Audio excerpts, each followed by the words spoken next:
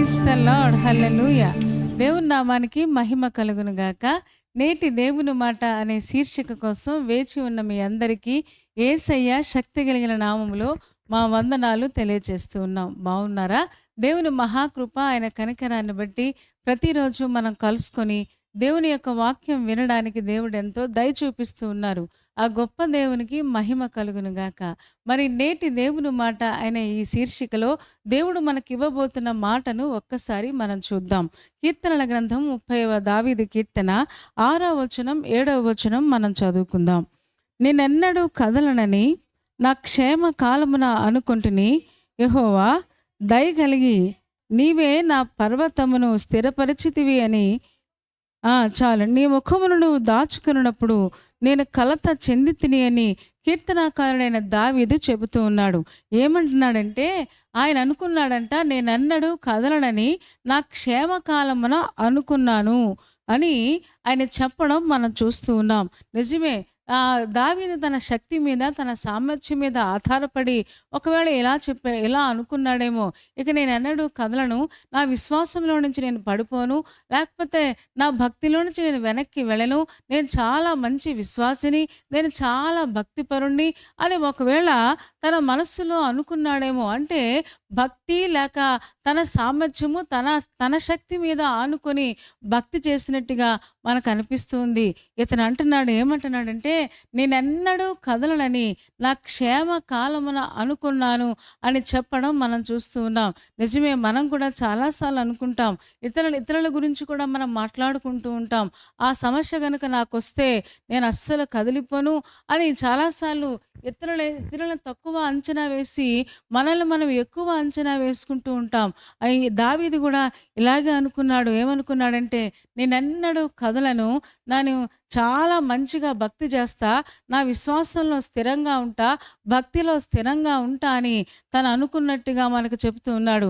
ఈ రోజున తెలియకుండానే భక్తి గర్వం అనేది, తెలియకుండానే ఆత్మ సంబంధమైన గర్వం అనేది, నేను బాగానే ప్రార్థన చేస్తా, నేను బాగానే బైబిల్ చదువుతా, నేను బాగానే ప్రసంగాలు చేస్తా, నేను పర్వాలేదు, వాళ్ళకంటే కొంచెం చక్కగా భక్తిలో బాగానే ఉన్నానని తెలియకుండానే ఈ రోజున విశ్వాసులకి ఆత్మ సంబంధమైన గర్వం అనేది లోపలికి వచ్చి వాళ్ళని నాశనం చేస్తూ ఉంటుంది.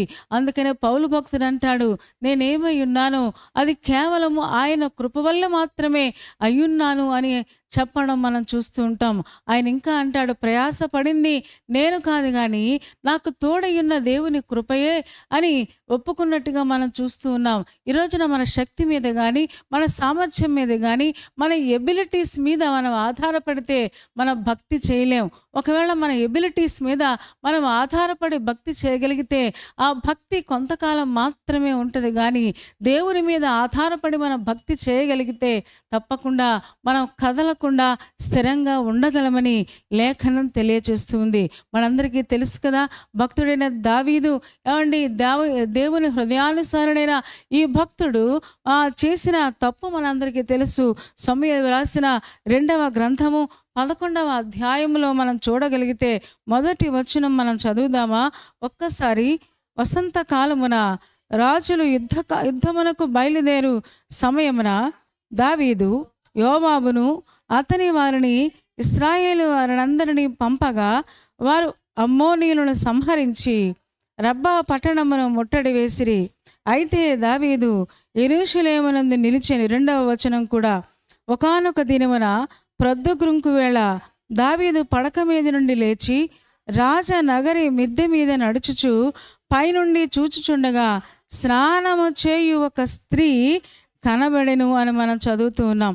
ఏమండి, ఇక్కడ దావీదు అనుకుని నేను ఎన్నడూ కదలనని నా క్షేమకాలమున అనుకున్నాను. కానీ ఇక్కడ చూడండి, రాజులందరూ యుద్ధానికి వెళ్తున్నారంట, అది వసంతకాలం అంట. ఆ సమయంలో ఆయన చేసిన పనేంటి అంటే, ఇంటిలో ఉండిపోయాడంట. ఉండిపోయి మిద్దె మీదకి వెళ్ళాడు. ఒకవేళ మిద్దె మీదకి ఎందుకు వెళ్ళి ఉంటాడు? ప్రార్థన చేసుకుందాం, ఎందుకంటే ముమ్మారు ప్రార్థన చేసేవాడు కదా రోజుకి. ఏమండి, ఒకవేళ ప్రార్థన చేద్దామని వెళ్ళి ఉంటాడు.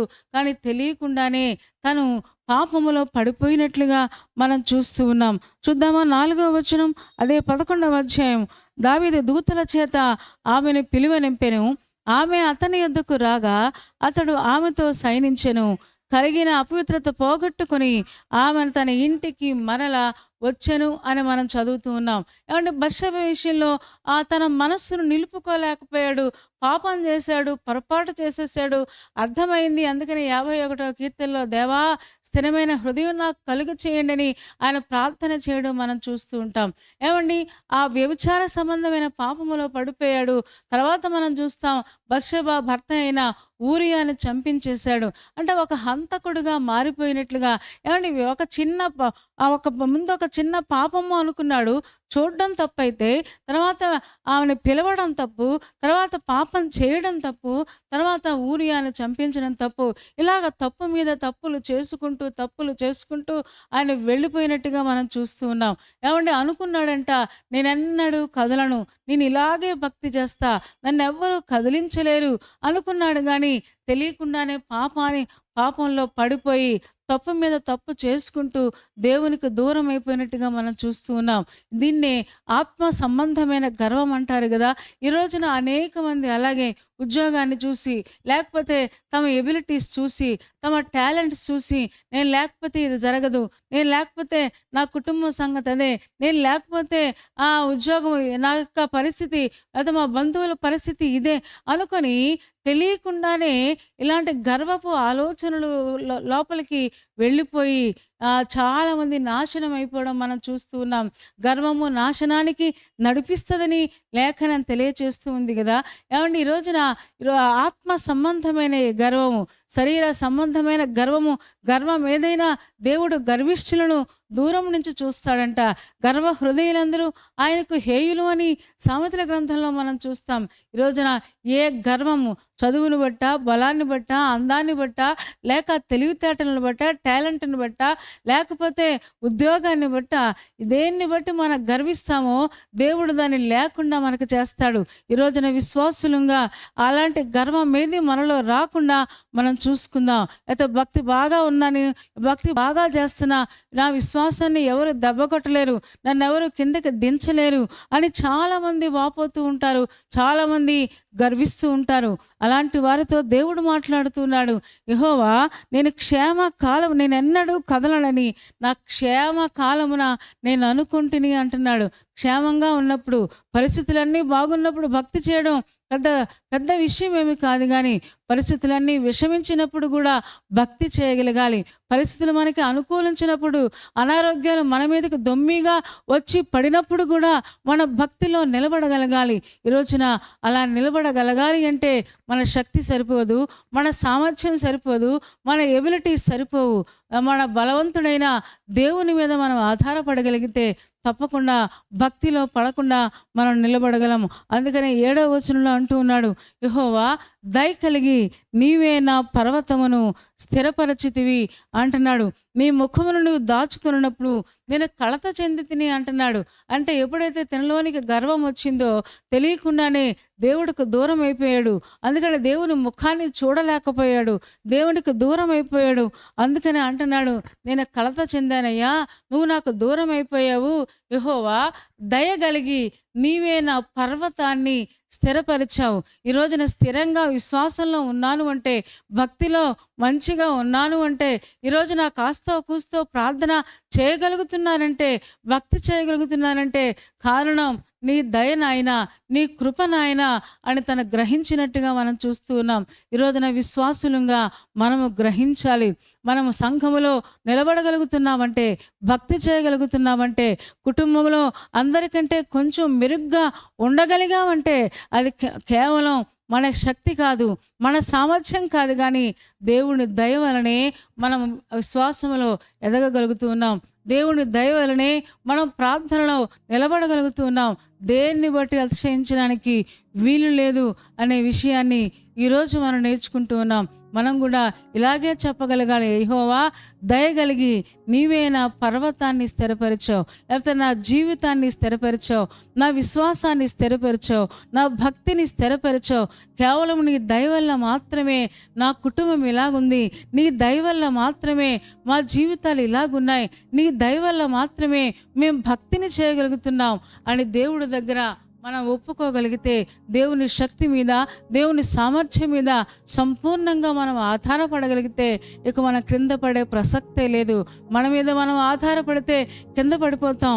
మన మీద, మన శక్తి మీద మనం ఆధారపడితే దావీదు ఎలాగైతే ఆ పాపంలో పడిపోయాడో మనం కూడా పడిపోయే అవకాశాలు లేకపోలేదు. దావీదే పడిపోతే మనం ఏమాత్రపు వారము, ఎంతటి వారము? ఈ రోజున దేవుడు అదే అంటున్నాడు. దేవుని దయ మీద సంపూర్ణంగా ఆధారపడదాం, దేవుని కృప మీద ఆధారపడదాం, దేవుని యొక్క శక్తి మీద ఆధారపడదాం. మన శక్తి కేవలం తక్కువ మాత్రమే, అది ఎందుకు పనికిరాదు.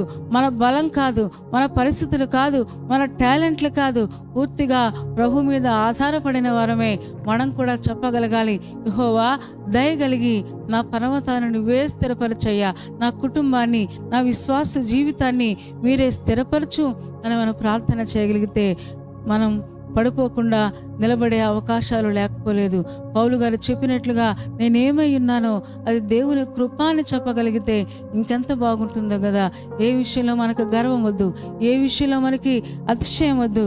అతిశయించేవాడు ఆయన్ని బట్టి అతిశయించాలి. ఈ రోజున సంపూర్ణంగా ప్రభు మీద ఆధారపడదాం. ప్రభు ఇచ్చే ప్రతి ఆశీర్వాదాన్ని నిండుగా మనం పొందుకుందాం.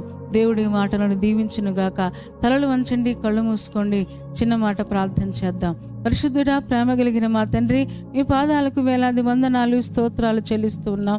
నువ్వెంత మంచి దేవుడవు, ఎంత ప్రేమ కలిగిన దేవుడవు, ఎంత కృప కలిగిన దేవుడవు నాయన తండ్రి. కేవలం నీ దయ వల్ల మాత్రమే మేము భక్తిని చేయగలం. నీ దయ వల్ల మాత్రమే మా కుటుంబాన్ని మేము కాపాడుకోగలం. నీ దయ మా మీద ఉండాలి నాయన. ఏ విషయంలో మా శక్తిని బట్టి కానీ, మా సామర్థ్యాన్ని బట్టి కానీ, మాకున్న టాలెంట్ని బట్టి కానీ నాయన గర్వించకుండా నాయన నీ మీద ఆధారపడడం మాకు నేర్పించము. దావీదు కూడా నేనెన్నడూ కదలను, నేను మంచిగా ఉంటాను అనుకున్నాడు. బత్షెబ విషయంలో పాపంలో పడిపోయాడు. తన తప్పు మీద తప్పు చేసుకుంటూ వెళ్ళిపోయాడా. మేము కూడా గర్వించకుండా నీకు భయపడడం మాకు నేర్పించము, నీ మీద ఆధారపడడం మాకు నేర్పించము. నీ కృపకు మమ్మల్ని మేము అప్పగించుకుంటూ చేరి వచ్చిన ఒక్కొక్క విశ్వాసిని దీవించండి, ఆశీర్వాదాలతో నింపండి. ఎవరే కష్టంలో ఉన్నారో, ఎవరే బాధలో ఉన్నారో, ఏ కలతలో ఉన్నారో యేసు నామములో ఒక్కొక్కరికి విడుదల దయచేయము. పెళ్లి రోజు, పుట్టినరోజు జరుపుకుంటున్న వారికి మెండైన ఆశీర్వాదాలు దండిగా మీరు కుమ్మరించండి. దాని ఎగ్జామ్స్ రాస్తున్న వారికి, ఇంటర్వ్యూకి వెళుతున్న వారికి మీరే కృప చూపించమని తండ్రి రేపటి దినం కోసం వాళ్ళు సిద్ధపరచము. యేసయ్య శక్తి కలిగిన నామములో ప్రార్థించి వేడుకొనుచున్నాము తండ్రి. ఆమేన్. ఆమేన్ చెప్పారు కదా అందరూ. చాలా సంతోషం. చాలా ఓపికగా, శ్రద్ధగా దేవుని యొక్క వాక్యాన్ని మీరు వింటూ ఉన్నారు. మిమ్మల్ని బట్టి మేము చాలా సంతోషిస్తూ ఉన్నాం. కార్యక్రమం మీకు నచ్చితే లైక్ చేయండి, షేర్ చేయండి, కామెంట్ కూడా పెట్టండి. ఇంకా ఈ ఛానల్ని సబ్స్క్రైబ్ చేసుకోకపోతే డాక్టర్ స్పర్జన్ యూట్యూబ్ ఛానల్ని సబ్స్క్రైబ్ చేసుకోండి. తద్వారా నోటిఫికేషన్స్ అన్నీ మీకు వస్తాయి. మా కార్యక్రమాలన్నీ మీరు చూడొచ్చు. సరేనా అండి? దేవుని చిత్తమైతే మరలా రేపు ఉదయం మళ్ళీ కలుసుకుందాం. అప్పటి వరకు దేవుని మహాకృప మనందరికీ తోడై ఉండును గాక. ఆమేన్, ఆమేన్.